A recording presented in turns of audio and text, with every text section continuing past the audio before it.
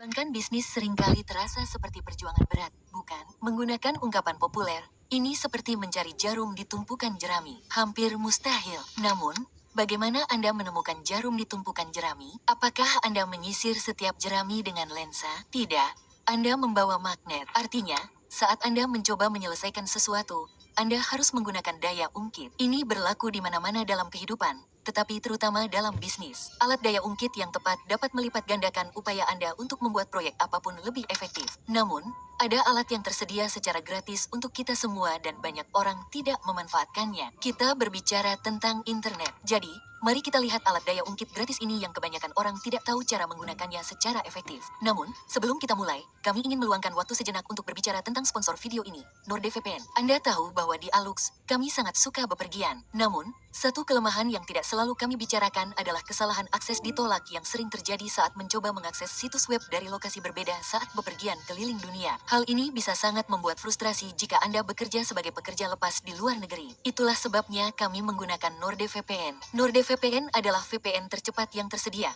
dan hanya dengan satu klik, Anda dapat terhubung ke lebih dari 5.000 server di lebih dari 60 negara. Tidak ada lagi pemblokiran kemanapun Anda pergi. Lihat tautan di deskripsi untuk mendapatkan paket 2 tahun ditambah 1 bulan tambahan dengan diskon besar. Bebas risiko dengan jaminan uang kembali 30 hari dari Nord. Oke, setelah itu selesai, mari kita bahas. Oke, selamat datang di Alux. Pendapat Naval Ravikant tentang leverage.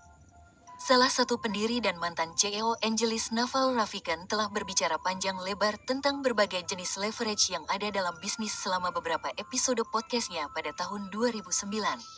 Ia menjelaskan konsep leverage tenaga kerja dan modal, leverage produk dan media, dan mengapa leverage produk lebih egaliter. Jika Anda tertarik untuk mendengarkan podcast ini, mereka menyebutnya tenaga kerja dan modal adalah daya ungkit lama, produk dan media adalah daya ungkit baru, dan daya ungkit produk adalah egaliter. Bentuk daya ungkit yang paling menarik dan paling penting adalah gagasan tentang produk yang tidak memiliki biaya replikasi marginal. Ini adalah bentuk daya ungkit baru. Ini baru ditemukan dalam beberapa ratus tahun terakhir. Ini dimulai dengan mesin cetak. Ini mempercepat media penyiaran dan sekarang benar-benar berkembang pesat dengan internet dan kode. Oke. Jadi Naval menyebutkan pentingnya daya ungkit dalam dunia bisnis dan mengapa orang lebih memperhatikan beberapa bentuk daya ungkit dibandingkan yang lain. Ambil saja pendapatnya tentang daya ungkit tenaga kerja. Nal menyebutkan bagaimana kita berevolusi di sekitar tenaga kerja sebagai bentuk daya ungkit utama kita. Jika satu orang dapat membuat mainan dalam 1 jam, 10 orang dapat membuat 10 mainan dalam waktu yang sama. Jadi, selama sebagian besar keberadaan kita telah melihat masalah dan proyek melalui lensa tenaga kerja. Semakin banyak orang yang kita pekerjakan, semakin baik dan semakin sukses kita nantinya. Inilah sebabnya kita telah tumbuh untuk mengaitkan kekuatan dengan jumlah orang yang Anda kelola. Lagi pula, apa yang akan dilakukan raja tanpa rakyatnya? Namun, apakah itu benar-benar pendekatan yang paling efektif? Nal berpendapat bahwa yang Anda inginkan adalah menggunakan jumlah tenaga kerja minimum yang memungkinkan Anda menyelesaikan pekerjaan sambil tetap memanfaatkan bentuk tenaga kerja lainnya. Lagi pula, semakin banyak orang yang harus Anda kelola, semakin berantakan jadinya. Lakukan langkah yang salah dan tiba-tiba Anda mendapati diri Anda berada dalam peragaan ulang revolusi Prancis yang dipenggal kepalanya. Maka Anda memiliki pengaruh modal. Kita berbicara tentang sumber daya dan uang di sini. Ini telah menjadi bentuk pengaruh utama selama beberapa ratus tahun terakhir atau lebih. Anda tidak dapat memperbaiki segalanya dengan memberikan lebih banyak uang. Tetapi tidak dapat disangkal bahwa semakin banyak uang dan sumber daya yang Anda miliki, semakin banyak yang dapat Anda lakukan. Namun, pengaruh modal memiliki masalah karena terbatas pada orang-orang yang memiliki banyak modal. Inilah sebabnya mengapa banyak orang merasa pengaruh semacam ini sedikit tidak adil. Orang-orang di atas dapat menggunakannya dan kemudian anak-anak mereka akan mewarisinya dan terus menggunakannya. Dalam hal modal, kita semua bermain di lapangan yang tidak rata. Itu adalah alat yang ampuh, tentu saja, tetapi membutuhkan pengetahuan khusus dan banyak kerja keras. Atau mendapatkannya dari ibu dan ayah. Dan akhirnya, kita sampai pada perlawanan PZA dan poin utama dari video ini, yaitu pengaruh produk dan media. Here's the most powerful way you can remove people in your photos using a phone. So I took this photo of my wife at the Temple of Heaven. pengaruh produk dan media. Novel berpendapat bahwa saat ini bentuk pengaruh terbaik adalah produk yang tidak memerlukan biaya replikasi. Dengan internet, Anda dapat membuat dan membagikan sesuatu yang tidak memerlukan uang atau orang lain untuk mengerjakannya. Nal menyebutkan bagaimana podcast miliknya sendiri merupakan bentuk pengaruh yang memungkinkannya menjangkau lebih banyak orang daripada yang dapat dilakukannya di masa lalu. Dengan munculnya Facebook, YouTube, Instagram, dan platform media sosial lainnya, kita telah diberikan alat yang sangat ampuh untuk pengaruh. Belum percaya? Baiklah, mari kita lihat beberapa contoh.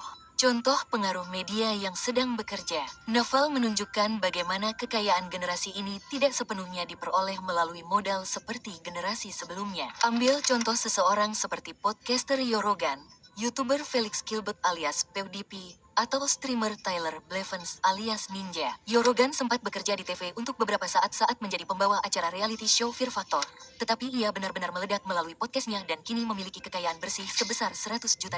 Baik PewDiePie maupun Ninja memiliki kekayaan bersih sebesar $40 juta, dan itu semua berkat pertumbuhan yang mereka capai melalui video dan streaming di YouTube dan Twitch. Penari Amerika Charli D'Amelio telah menari secara kompetitif sejak usia muda. Namun begitu ia mulai aktif memposting di media sosial, karirnya benar-benar melesat. Kreator konten muda tersebut kini memiliki lebih dari 128 juta pengikut di TikTok, semua berkat postingannya yang konsisten dan penggunaan tagar yang cerdas. Lalu ada Huda Kattan, yang mengubah blog kecantikannya, Huda Beauty, menjadi kerajaan kecantikan dengan hampir 50 juta pengikut di media sosial. Huda kini memiliki kekayaan bersih sebesar $550 juta. Dan semuanya dimulai dengan berbagi kiat dan teknik yang ia pelajari dari industri tata rias. Orang-orang ini tidak memiliki modal yang besar atau banyak pekerja yang bekerja keras siang dan malam untuk mereka. Produk mereka adalah konten, dan mereka memanfaatkan konten tersebut menjadi peluang baru. Terkadang, Anda bahkan tidak harus langsung menjadi besar. Anda bisa memanfaatkan gelombang suatu peristiwa atau situasi. Ambil contoh desa kecil Bogata di Rumania. Pada tahun 2016, rapper Amerika Snoop Dogg mengunggah foto selfie saat bepergian ke Bogota, Kolombia. Namun, saat menambahkan tag lokasi, ia membuat kesalahan ketik kecil dan malah menulis Bogata. Minat terhadap desa tersebut meledak dan banyak orang Rumania yang mengungkapkan kegembiraannya atas ide ini. Setelah semuanya beres, desa tersebut masih melihat peluang untuk memanfaatkan ketenaran yang meningkat. Mereka memanfaatkan kekacauan itu dan bahkan membuat situs web bernama Visit Bogata untuk mempromosikan desa tersebut sebagai tujuan wisata yang menenangkan. Dan yang lucunya, Snoop Dogg akhirnya pergi ke Rumania dan benar-benar tampil di sana pada tahun 2018 berkat semua dukungan tersebut. Itu hanyalah contoh lain dari kekuatan pengaruh media. Sekarang mari kita lihat penggunaan pengaruh media untuk keuntungan Anda. Oke, kembali ke Naval. Dia menekankan bagaimana pengaruh produk dan media pada dasarnya tidak memerlukan izin. Dengan pengaruh modal, Anda membutuhkan seseorang untuk memberi Anda uang. Dengan pengaruh tenaga kerja, Anda membutuhkan orang untuk bekerja untuk Anda. Namun, menulis tweet, membuat postingan Instagram, mengunggah video ke YouTube, atau memulai podcast Anda sendiri, tidak ada yang mengharuskan Anda meminta izin siapapun atau membutuhkan bantuan orang lain. Itulah keindahannya. Melalui saluran media sosial dan platform internet, Anda dapat menjangkau siapapun di dunia tanpa investasi yang signifikan. Dan kita semua memiliki akses ke peluang ini. Kekuatan konten daring memberi Anda produk yang dapat Anda sediakan tanpa batas dan tanpa mengeluarkan uang sepeser pun. Setiap kali Anda membuat postingan, mengunggah video, menulis artikel, atau merekam episode podcast, produk tersebut dapat dikonsumsi berulang kali tanpa upaya ekstra dari Anda. Itulah yang dimaksud Nal dengan produk yang memiliki biaya replikasi marginal. Sekarang, tidak sesederhana dan semudah online dan melakukannya. Anda perlu memiliki rencana, mempelajari pasar, mengukur minat, dan yang terpenting, konsisten. Anda tidak harus menarik perhatian semua orang, karena ada banyak ceruk di luar sana yang lebih populer daripada yang kita kira. Anda juga harus memperhatikan hal-hal yang sedang dibicarakan semua orang atau tagar populer. Anda tidak ingin menghubungkan ceruk Anda dengan sesuatu yang sama sekali tidak berhubungan. Tetapi jika Anda melihat peluang untuk mengaitkan diri Anda dengan acara atau tokoh populer dengan cara yang menarik, lakukanlah. Pengaruh media dan teknologi baru ini bahkan mengubah gagasan tentang pengaruh yang kita miliki.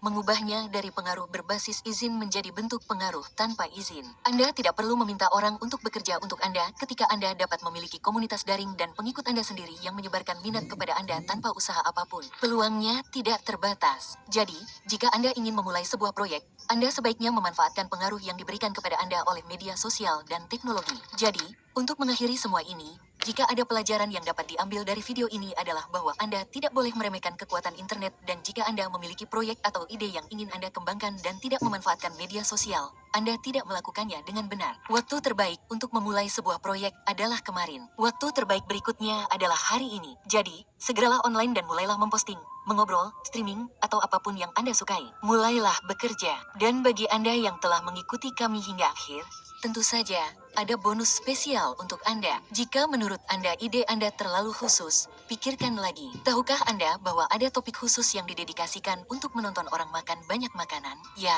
itu disebut mukbang. Anda mungkin pernah mendengarnya atau melihatnya di YouTube karena sangat populer. Seorang YouTuber, Bans, memiliki 2,56 juta pelanggan. Saya rasa orang-orang sangat senang melihatnya makan. Ya, topik menarik lainnya adalah influencer pembersih, influencer nenek-nenek, dan bahkan influencer hewan peliharaan. Yakinlah, ada topik khusus di luar sana untuk semua orang.